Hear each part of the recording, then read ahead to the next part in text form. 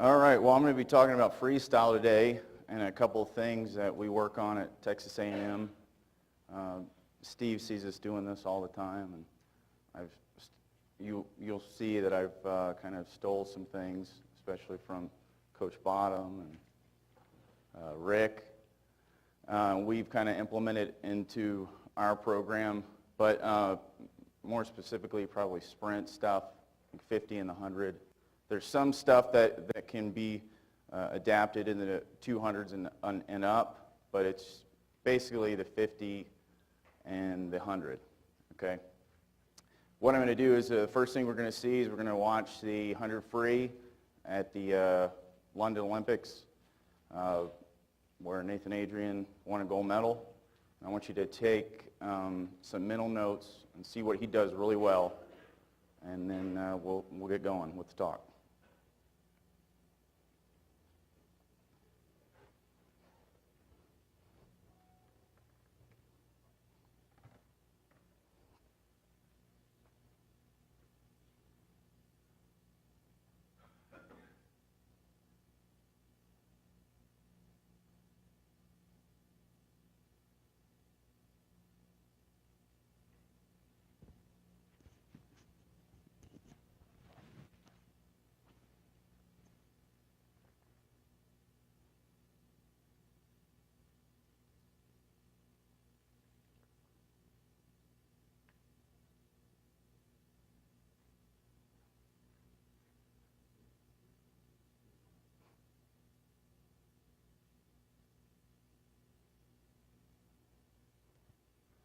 All right. Well, basically what I do is I try to watch at least an hour of video every day, stuff like this, of what the best in the world do. And then I come up with some way of piecing those things together, and I break it down into progressions, and we try to master those different aspects in practice. So you guys have this on the handout. I'm not necessarily going to read all of this because I want to get through all the videos. But the big things are that we do, I'm going to just skip down to the bottom here, is we encourage peer coaching at A&M. Okay? We try to, as coaches, we try to emphasize the things that we're looking at, and then we want our team to take ownership of it and then kind of hold everybody accountable for good technique or good mechanics, or doing stuff what the best in the world do. Right? The thing is, you do what the best in the world do, and then until you beat them, then you can change it. Right? So we're going to start in freestyle. We're going to start with a start. Okay? First thing, these are a couple videos. The first one is of Ian Crocker and Roland Skuman.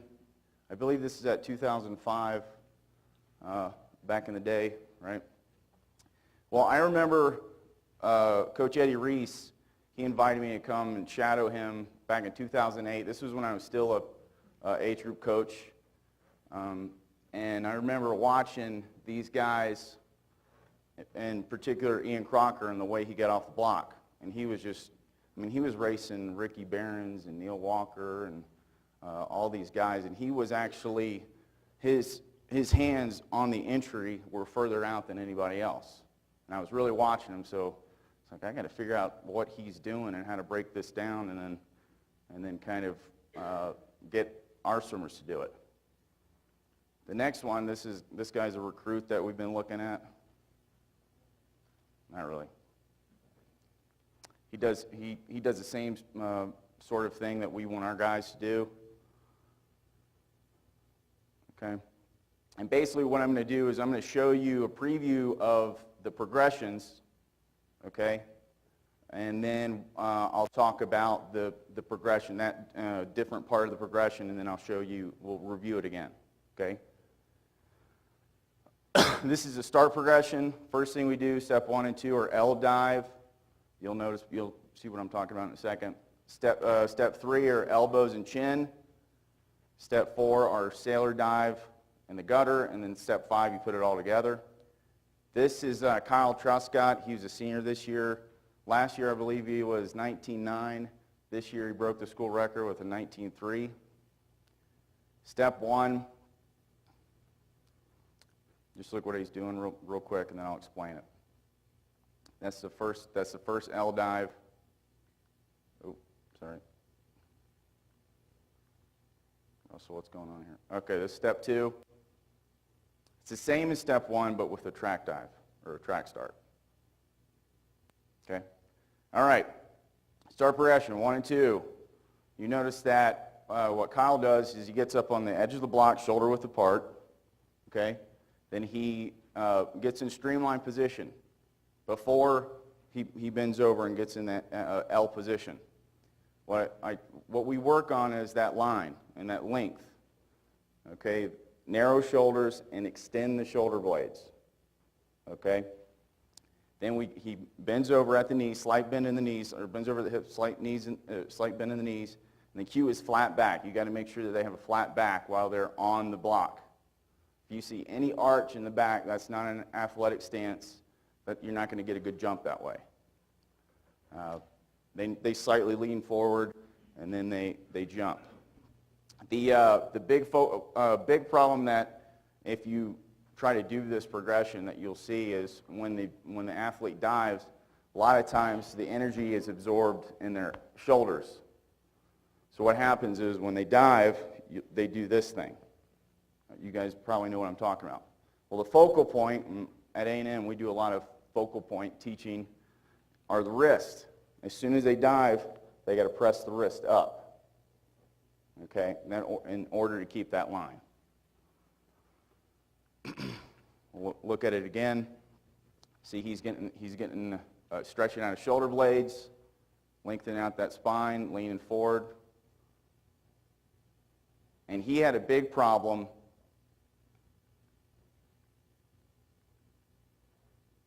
with that energy being absorbed in his shoulders. So I would constantly have to tell him to press his wrist up. Okay? The next part are the elbows and chin. We'll take a look at this real quick. This is the next part of the progression.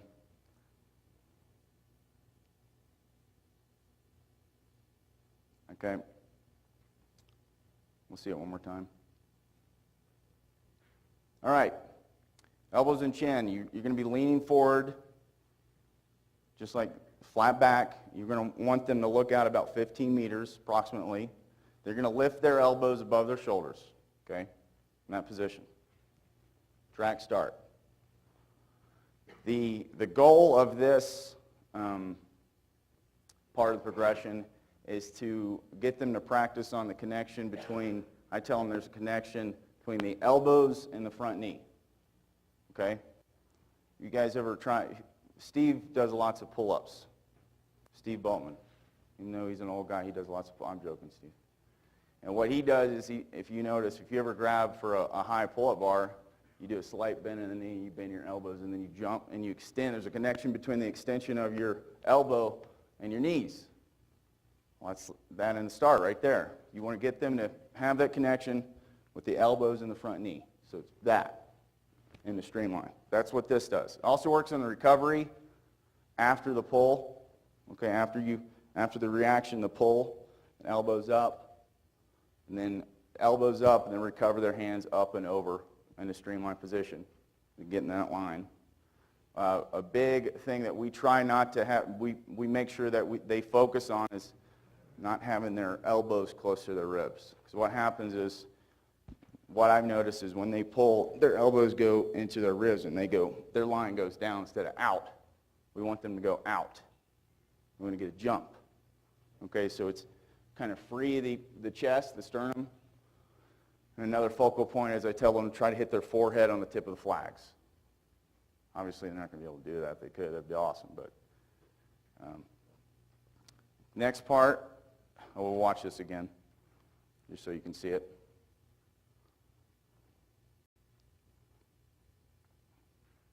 He's gotten really good at all this stuff. When we first started this it was not video worthy. Next part is the gutter dive, or sailor dive in the gutter. I'll play this and then I'll talk about it. This actually works on the reaction part.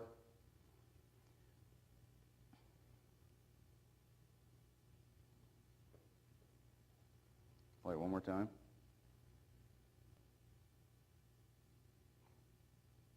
All right. What this works on is the reaction, the connection of the back foot and the press, the pull. Okay? We're lucky at A&M, we can do it in the gutter, so we can use the lip of the gutter. But when we're on the bulkhead, if we're doing long course, we can't do that. I just have them put a pull buoy behind their foot, and they just kick the pull buoy back. Okay? Use caution when you try doing this, because, you know, younger kids, you might want to not work on this with them. It's kind of dangerous, just because they're landing actually on their head. And we have a deep enough pool that they can, you know, do it safely. And also, make sure that they put their hands all the way, if you're in the gutter, make sure that they put their hands all the way in the water, so they're pressed against the wall. Okay, don't let them grab, it's kind of like an overcorrection, don't let them grab the edge of the pool. Put their hand all the way in, that way they can press against the wall, and their foot can press against the gutter. That's where the connection is. And there, you know, it could be debated that this step would be before the elbows and chin step, but the elbows and chin step is a lot hard. It's you know, it takes a while for them to get that. This it's pretty quick. They can get this going pretty quick. So by the time we're at step 4, they can just do it. Okay? Watch it one more time.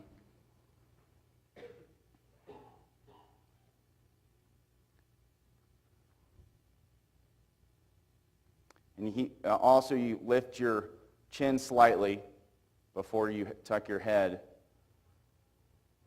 So it's just a slight lift of the chin. All right, and then we're going to put it all together here.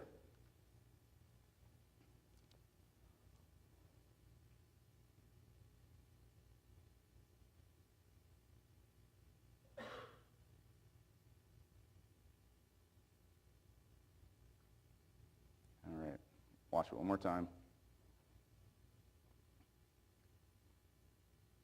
And that was actually, if I were to correct him, his elbows need to be a little bit higher and away from his ribs.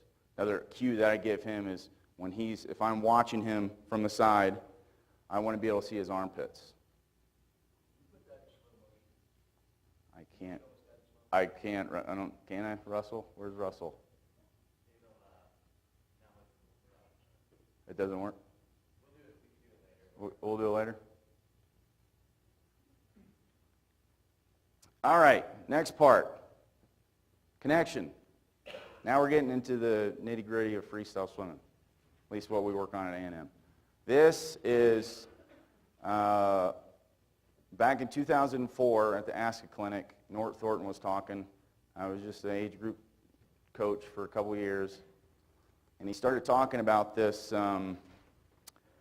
rotational power and where the connection was between the foot and the hand and all this stuff, and it really kind of caught my eye and intrigued me. So basically, when we got back to home, my boss at the time, Jamie Myers, we worked on this for maybe, I don't know, a month before we perfected it, before we could present it to our kids. Freestyle, whenever we use the word anchor at A&M, it's not the traditional anchor out here. I'm not talking about the anchor out here, the catch. I'm talking about the anchor at the leg, at the foot. Use the leg. Basically, it's all the really great freestylers, they connect their catch with the press of their foot, and that, once the hand is pressing on the catch and the foot is pressing against the water, they use that energy to catapult the other side, the opposite side, over. And pretty much all really good freestylers do this. They just don't really know they do it. It's kind of bringing it back down to baseline in order for them to feel that connection. So we're going to go into the anchor drill progression, okay? This is the first part of the progression. We'll watch it and then I'll explain it. This is Kyle Truscott again. Mike, this probably looks familiar. Does it look familiar?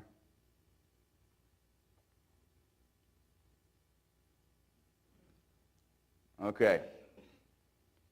Now, I know everybody's wires his feet so wide and you know all this good stuff. Well, it's an overcorrection thing. We want to start big. The bigger they start, the more they can feel that connection. And it's a slight press. Soon as the foot presses, you pop to the other side. And you want to get out of neutral position. At least in sprint freestyle, if you're in neutral position, you're going to get beat by the guy that's not in neutral position. It's just the way it is. Okay, the way you set this up is your hands are going to be by your side in neutral position. Okay, they're going to rotate to one side. You want to set your foot back behind your leg, back behind your hip. Point your toes. As soon as your foot presses, that energy transfers up to the hip and you snap to the other side. Okay? And you start off big. The goal is to have them get as narrow as possible but still feel that connection. And when we do this stuff, we only do one kick per rotation. Okay? Does anybody know what the anchor kick would be in a 6-beat kick? Anybody? 1-4. What? The 1-4 kick. The 1-4 kick. That's not the answer I'm looking for. So wrong, Rick. I'm joking. Does anybody know? It's the third kick of each side. So it's 1, 2, anchor, 1, 2, anchor. Or if it's an 8-beat kick, 1, 2, 3, anchor, 1, 2, 3, anchor. Right? If it's a 4-beat, 1, anchor, 1, anchor. You'll see it once we look at this some more. And this is anchor drill coming back. And what Kyle's doing also is that we don't really teach. He just got good at it. He's actually pressing with the hand, and he's actually connecting the opposite leg with the press right before recovery. That's just kind of like just something that he did, and I encouraged it because it works on the snap of the before the recovery. Okay, so this is anchor drill. And then we go on to one arm pull with an anchor. The way we do this drill, we'll just watch it and I'll explain it.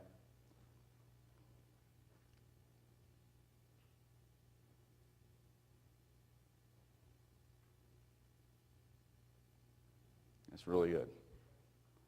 You notice how he is snapping out of neutral position. He's on his side and then he goes all the way to the other side. There's no neutral position. Okay. This part of the progression allows them to figure out the timing of the catch and the anchor leg. Okay? So they can feel the press with their hand and the press with their foot. Now, with this part of the progression, now it's starting to get a little more three-dimensional with the hips. So it's not just top hip down, top hip up, top hip down. It's top hip up, top hip down, and forward. And that's what they really need to focus on. That's their focal point for the part of this progression. Is that top hip is up, then it's just boom, down and forward. Okay? And obviously you got to keep your head still, relax your neck, all that good stuff. Let's see. And also on this part of the progression, make sure that the athlete takes their time to set the anchors. It's not one-arm drill. They got to set their time. If they have to skull a little bit out front, that's okay.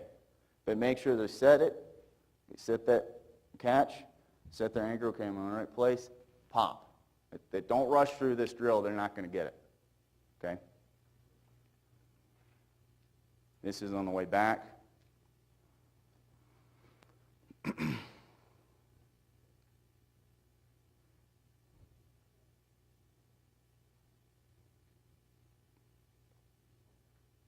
His head is a little high on that. I would have told him to keep his head down.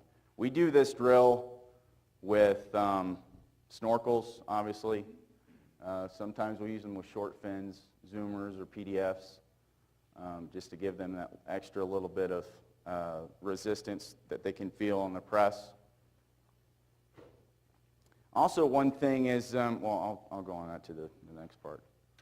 All right, this is the last part of the progression. So, for instance, if we were going to do it, if I say, okay, guys, we've got a 200 anchor progression, they'll go 25 anchor drill with their hands by their side, 25 right arm with an anchor, 25 left arm with an anchor, and 25 anchor swim. And they do that, and they just do them by 25s. And this is anchor swim, 1 kick per rotation.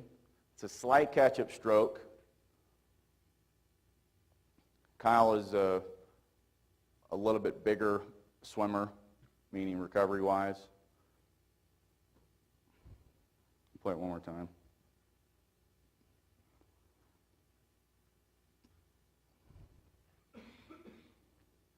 And if you try this with your athletes, the biggest thing, the biggest mistake that athletes do when they try to do this drill is a bend in their knee. They'll go like this. They'll think this is the anchor. If you see any bend in their knee that's more than a couple degrees, tell them they're not allowed to bend their knees. They're not allowed to bend. They got to keep a straight knee, straight leg. Another thing is, another big mistake is they bob like this. They go like that. Okay? The reason why they would bob like that is because the energy is being absorbed in their hips, and they're not keeping their core tight.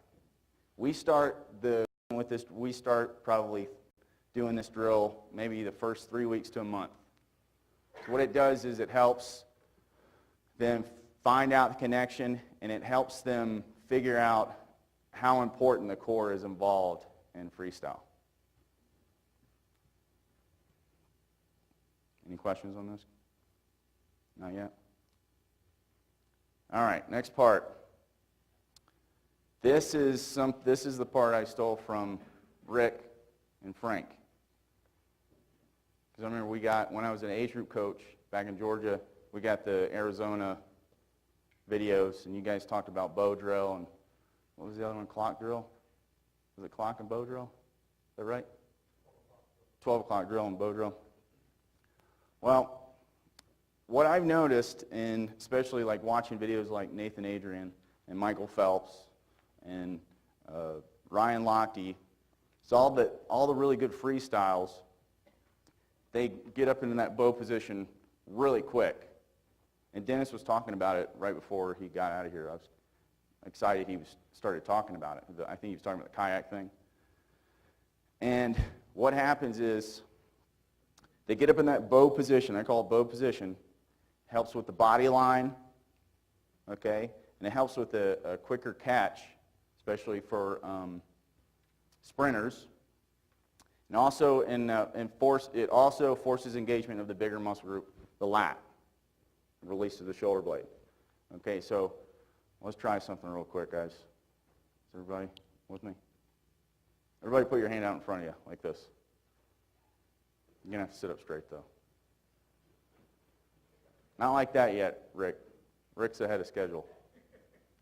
Just like this. Just square your shoulders. Now try to get your elbow up. It's kind of hard, isn't it? It's kind of hard. Now, extend your shoulder blade out. Now get your elbow up. How much easier is that?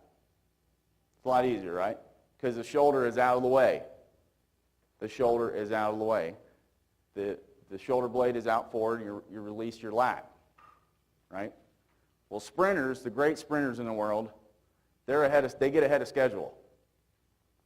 They're in that position actually before their hand gets in the water. That's the bow part I'm talking about. So as soon as their hand enters, bang, they just pull right away. There's no gliding in, and there's no pulling. That's why that position is so important. Bow position is so important. Okay? All right. This is bow drill. This is Luke Shaw.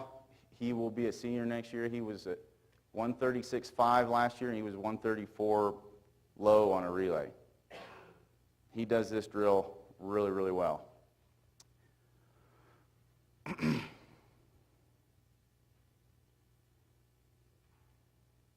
Watch it one more time and then I'll explain it. This is the first part of the bow progression. All right. One arm in, one arm out. What we use are we love the Finis alignment boards. Those things are awesome. I think, where's Steve? Steve was talking about it. We use it as part of this drill. I have one hand on the board and then one hand in the bow position with the snorkel. That way they can focus on a good head position and good line.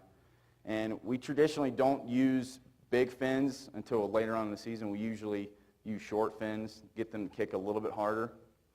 One thing that the athlete needs to feel is a stretch in their lat when their hand is out front. Okay? We don't want them back here. We want their elbow to be up towards their forehead. So it's in this position. Okay? We don't want this. The reason why we don't at A&M, we don't like that is because it releases that good posture, that good freestyle posture. I almost tell them they should feel like they're like laying over one of those big physio balls, except they're just slightly on their side. Get that sternum in, eyes down. This hand is, pressing on the alignment board a little bit. One hip is slightly higher than the other, okay? The focal points on these are dry armpits, recovery elbow in line with your forehead. Palm always needs to be facing back, okay? So if they're swimming away from you, you should be able to see their palm. If you don't see their palm, that's bad, because they have a habit of, if they follow through and they turn their pinky like this, they're not getting that last little bit of press on the actual pull. And if the thumb comes up, usually that sternum goes out and that posture is released and that line is gone. Okay? And you just let them, they just need to let their fingers hang by the wrist. Keep that relaxed position. And eyes down, neck up, but I'll get into that in the next part. This is a bow drill coming back.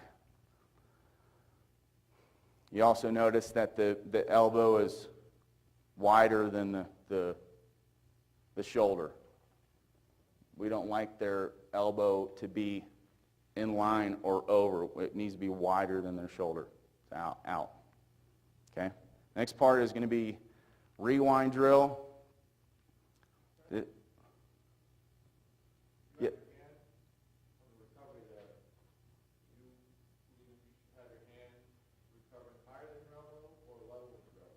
That's a good question.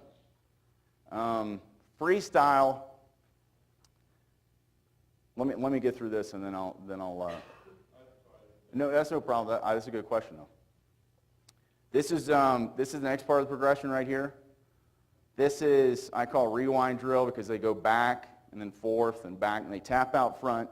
They tap this way. I'll talk about it real quick. Start in bow position, you reverse recovery phase. And it's just getting them used to that posture while they're in different parts of the recovery. Okay?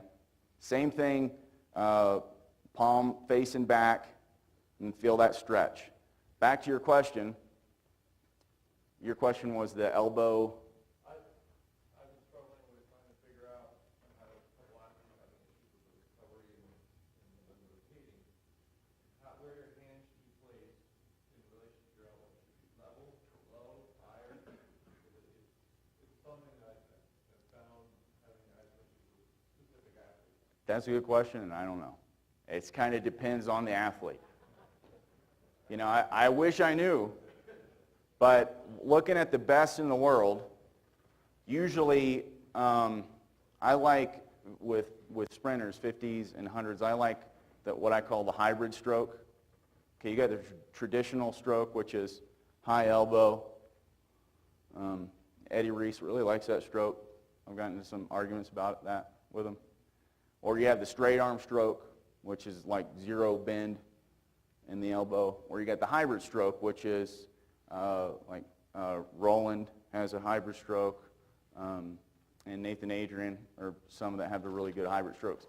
I call it hybrid strokes because it's straight arm all the way until almost their hand is in line with their shoulder this way.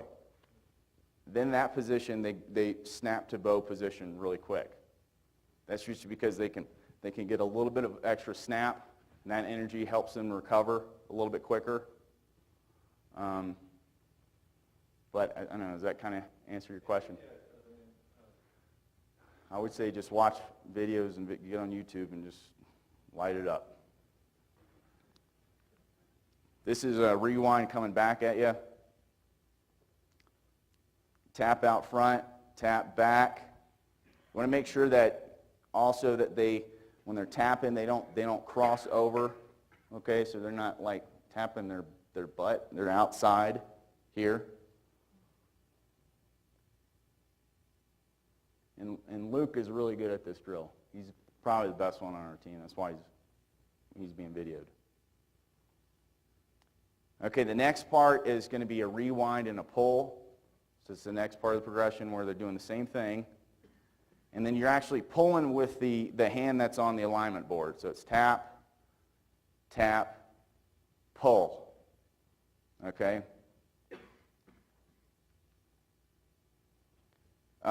As it says, you guys, they can focus on the recovery position. Same focal points. The only thing that they got to make sure that they're doing is when they're switching is they're constantly kicking. You're just keeping those feet moving. Keeping tension on those legs and keeping that line where it needs to be. This is rewind and pull coming at you. And what Luke does really well, which a lot of athletes have issues, especially using with the alignment board, is that he presses his, as you can see, he kind of presses his fingers down a little bit before he pulls the board back. A lot of age groupers, I would think, would press down before they pull back. So you just got to make sure that they understand that it's almost like you got to be able to see the bottom of the board before you initiate the pull. Right, Rick? Thanks, Rick. Okay. All right, next thing is going to be focal bow. This is probably one of my favorite drills. Okay.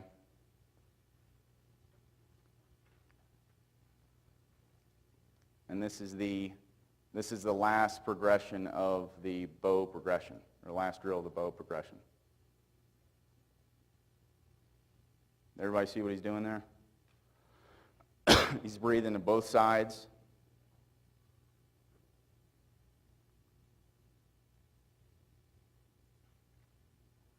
And I'll tell you the story of why it's called focal bow. I didn't really have a name for this drill. And we were at camp at this past summer, or last summer at A&M. And I think this 11 or 12-year-old girl, she just yelled out focal bow. And I was like, that's perfect. That's exactly because everybody would know what it means. The reason why it's called focal bow is because the focal points are going to be with head position and freestyle. The focal points we tell our guys at A&M is when you're not breathing, your neck is up on the surface. Not only are you looking directly down, your neck is up on the surface because you don't want them to bury their head. So that's the first focal point. The second focal point is the earlobe. Okay? The reason why it's the earlobe is because you want that the highest point on their head when they breathe. The highest point. And that goes in line with, the one goggle in, one goggle out. But now you're getting them to focus on leaning into the breath instead of you can still have one goggle in, one goggle out and be in that position. But if you get them to get that earlobe up, now they're going to be breathing downhill. Okay? And the way you can do focal bow, you can do, it also works on breath timing. Okay? Everybody's seen this is what I used to describe this, or breath timing with age groupers, and it's kind of stuck with me because everybody can understand it. Everybody's seen a glass door in the back, or a sliding glass door in the back of their house, right? Yes? You guys awake? I said, imagine that you're looking at the sliding glass door and the handle's right here, okay? And you're going to pull the door past you. As soon as the door passes your face and air comes in, that's when you breathe. That's how you need to think about with breath timing and freestyle. Meaning, think about pulling on that handle, and as soon as that handle passes your face, that's when you breathe. That way you can get your eyes back down and pull before the next stroke. Nathan Adrian is the king of that. He gets his breath fast, early, and he gets his head back in line before he pulls, and he always breathes to the right side. Okay?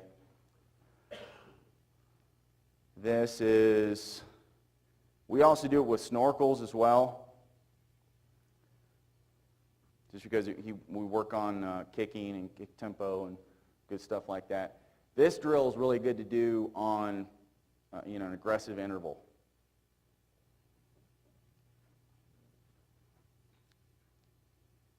Okay. Last little bit I'm gonna talk about are turns. Okay. There's a couple things that we do that we've had success with. The first thing is called a gutter flip. Well, let me show you the gutter flip first. You get in the gutter, you get them to bend down, and he's really good at this.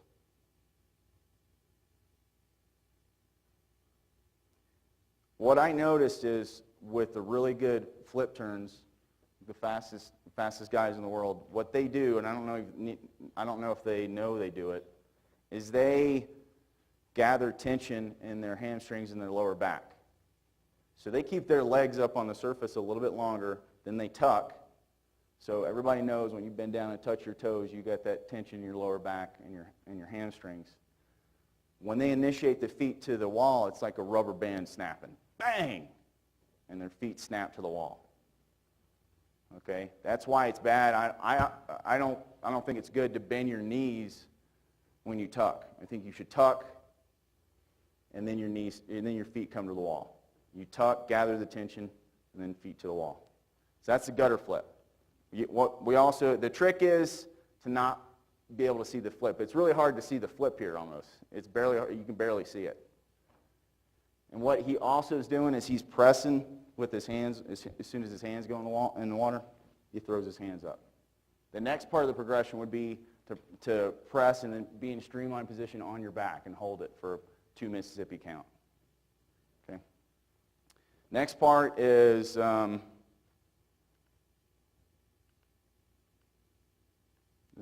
not showing that. Okay. I call this a butt tap. Reason why is because you barely tap your butt to the wall. This works on a couple things. First off, they swim slow into the wall. They tuck their chest, or they press their chest the last 2 strokes. You see? And then they tuck, and they tap their butt to the wall, and you want to try to keep their legs on the surface, so their hamstrings all the way through their feet on the surface, so they can feel that tension before the feet come to the wall. Okay? I think we have one more. This is Kyle doing it.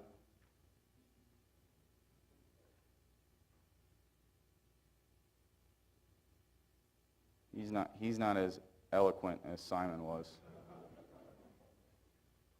But that's all I got, guys. I appreciate your attention. Russell and Frank, thanks for having me. Ready for some questions? Do I have time to take questions? Do I have time to take questions? I know Terry's got to get up here. No? Terry's good? All right. Questions? Yes, sir. Yeah, I'm just wondering do you like to progress all those drills within one practice, or do you spend a week on one? No. Yeah, we split it up. Yeah, we don't just go, okay, good. Yeah, we do certain things. I mean, when they get good at it, usually we take quite a while on them. But by the time we get to the end of the season, and it's a skill day, or they got to work on skill day, then, okay, let's go work on the start progression. and then we just spend time on the start progression. And then the next day, okay, let's work on the turn progression. Let's work on anchor drill, so stuff like that. Yes, sir? I noticed almost all those most of them, they had fins on. Do you progress towards the end of the season dropping the fins, or do you keep the fins on and maintain the body line all the way through? It's usually the other way around. Usually we like to do short fins. Like we started to use PDFs. We love PDFs and Zoomers. That way they overkick a little bit, give them a little bit of a little bit of lift. But by the time we get to the end of the season, then we say, okay, guys, throw on the fins and just work on the good stuff. Yes, sir? Not really. I mean, we're not really too picky on that. It's usually just you want them to feel that extension in the shoulder blade, and it's slightly downhill. If they do a little bit of a skull, we're not really too picky. Just as long as they're not going crazy with it. I like it just this because simple. But if they skull a little bit, Yes, sir. Thank you very much for sharing these drills. On the anchor drills, when you start out with the legs wide, didn't you say that you progressively break them? Yeah. Can you explain that progression? It's just they get. As they get more proficient with the rotation. Like if we were doing a set of 25s, we would do 25. This is a good question. If we were going to be doing anchor swim, I'll tell them, guys, I want you huge the first 5 yards. By the end, I want narrow kick, but I want to be able to see the connection. And another set we like to do 1050s on like 50 seconds, where they go 25 anchor swim, and then 25 regular swim with a 6-beat kick, but they got to be able to feel the connection. We got to be able to see them feel the connection. If they're just doing it, they're not really thinking about it, they're not engaged, then what's the point?